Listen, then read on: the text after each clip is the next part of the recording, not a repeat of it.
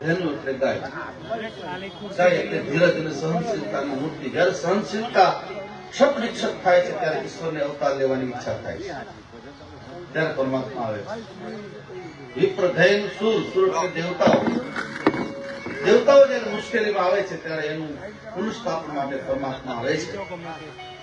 અને છેલ્લે આ બધા જે સંતોના આપણને દર્શન થાય છે એ સંતો માટે ભગવાન આવે છે, સંતની રક્ષા કરવા માટે. આપણે આપણા જીવનમાં ઠાકોરના શરણમાં બેઠા છે ત્યારે સંકલ્પ કરીએ. આટલા બધા સંતોના આપણને દર્શન વિજયદાસ બાપુ કરાવ્યા છે. બધા સંતોના ચરણમાં હું પણ કોટી દંડવત પ્રણામ કરું. આપણે બધાના નામાભિધાન કરીશ તો સમય પહેલો જશે, એટલે એ જયારે અહીંથી કરવાનું ત્યારે થશે. આપણે બધા સાથે મળીને રાજા રણછોડરાયના ચરણમાં સંકલ્પ કરીએ, મને રામ માટે કઈ રીતે પ્રેમ ઉત્પન્ન થાય. નિષ્કપટ ભાવથી જયારે ભગવાનનું કીર્તન કરો એટલે ભગવાનના ઉપર આપણને પ્રેમ ઉત્પન્ન થશે.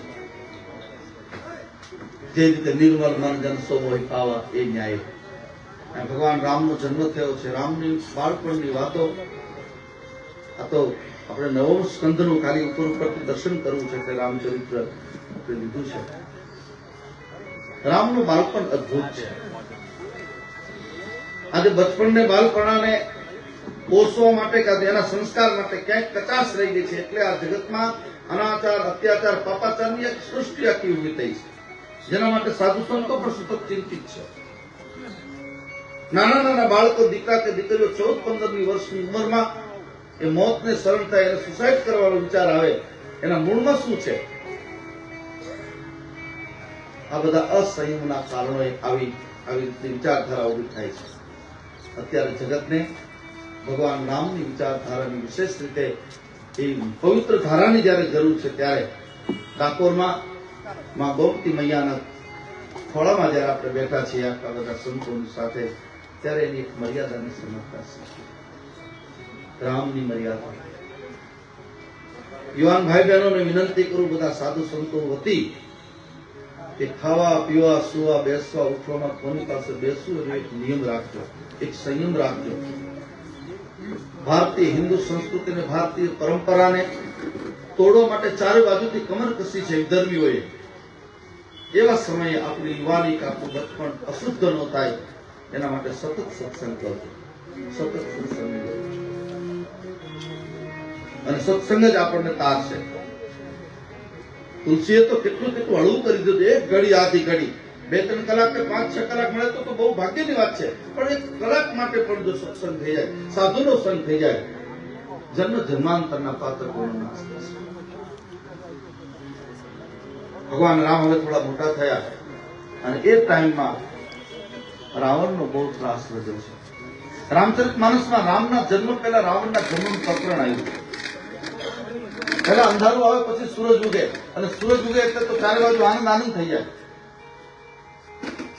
બાઢે ખરબો ચોર જુવારા, અનેક પ્રકારની અવ્યવસ્થા, સમાજની તમામ વ્યવસ્થા રાવણે તોડવાનું કામ કર્યું. સૌથી પહેલો પ્રહાર રાવણે કર્યો છે વેદ ઉપર. ચાહે વેદાંગની વાતો થતી નહોતી રાવણના રાજમાં, ક્યાંય યજ્ઞો થતા નહોતા, ક્યાંય સાધુ સંતો અનુષ્ઠાન કરી શકતા નહોતા. સાધુ સંતોના ભંડારા હોય તો ભંડારાની રસોઈમાં માંસના ટુકડા નાખી દેવામાં આવતા હતા. આ બધી અનાચારો રાવણના. અને એના કારણે મારા પ્રભુએ ધનુષ્ય બાણ હાથમાં લેવા માટે વિશ્વામિત્ર બાપજીની સહાયથી એને આગળ કરીને, જો ભગવાન આવે ને કોઈ પણ 24 અવતારો આવ્યા, 24 અવતારોનું પ્રસ્થાપિત કરવાનું કામ આ બધા સંતોએ કર્યું છે. સાધુ સંતો એટલે સંતોનું મહત્વ છે. કબીરનો એક દોહો મને કાયમ ગમે એટલે કહ્યા કરું, આજ કાલ દિન 5 में વર્ષ પંચ જુગ પંચ, જબ તક સાધુ તારશે બાકી સબ પર પંચ. આજે કાલે પરમ દિવસે જયારે કોઈ સાધુ આપણો હાથ પકડશે ત્યારે જ આપણો ઉદ્ધાર થશે. ભગવાન રામ વિશ્વામિત્ર બાપજીની સાથે જાય છે. પહેલે જ દિવસે યજ્ઞની શરૂઆત કરતા ત્યાં ત્રાડિકા આવે છે. એક માણથી ભગવાને એના પ્રાણનું હરણ કર્યું છે.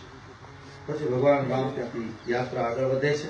બાપજીને કહ્યું યજ્ઞ કરો, હું બેઠો છું, કોની તાકાત છે આવી શકે વિઘ્ન કરવા માટે.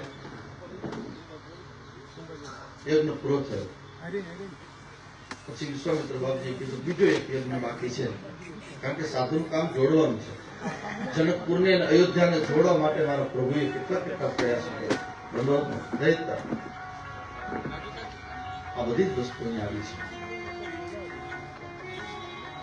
અદભુત કથા છે કે તમે રામ મારો યજ્ઞ તો પૂરો કર્યો, પણ મહારાજા જનકનો ધનુષ્ય યજ્ઞ એને પૂરો કરવા માટે આવો.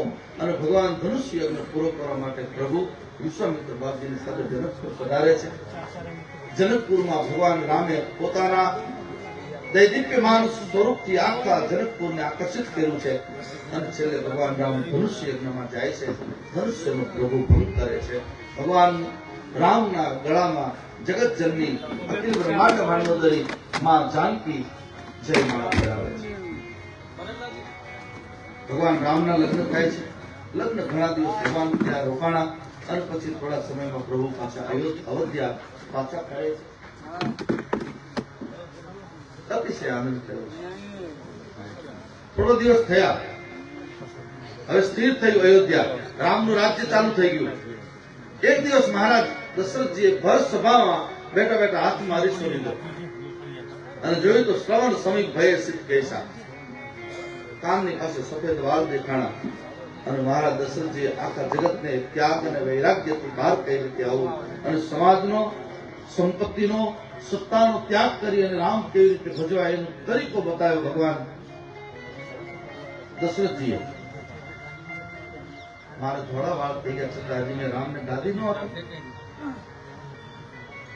વશિષ્ઠ બાપજીની પાસે જાય છે. બાપજી આખું ગામ રામના વખાણ કરે છે, લાયક છે, તમે કહેતા હોય તો કાલે હું એને ગાદી આપી દો, મુહૂર્ત જોઈ દો. આ દેશના ગુરુઓ બહુ પહોંચેલા હોય છે.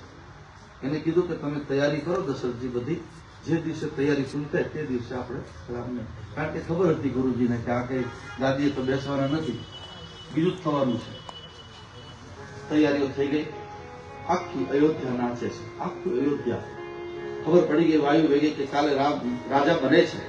શું ગાય છે અયોધ્યા? થશે રામજી રાજા રે અમારી મહારાણી સીતા,